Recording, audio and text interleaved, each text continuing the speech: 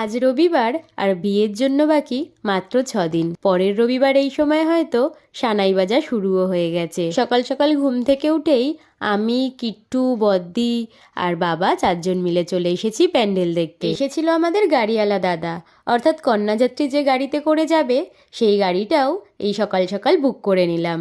তারপর 3জন মিলে ঘরে চলে গেলাম। আর ব্রেকফাস্টে ছিল আজকে রুটি আর মায়ের বানানো ডাল। রুটি আর ডাল ব্রেকফাস্টে খেয়ে বসে পড়লাম কমলা লেবু খেতে। আচ্ছা, শীতের সকালে তোমরা কে কে এরকম কমলা লেবু খেতে ভালোবাসো বলো তো? আর সারাদিন তো এখন প্রচুর পরিমাণে একটা জিনিসের খুবই দরকার, সেটা হলো জল। নিজেকে হাইড্রেট রাখার জন্য জল এখন সারাদিনে বেশি করেই খাচ্ছি। এরপর কিট্টুর সাথে কিছুক্ষণ খেলা আর দুষ্টুমি করে নিলাম।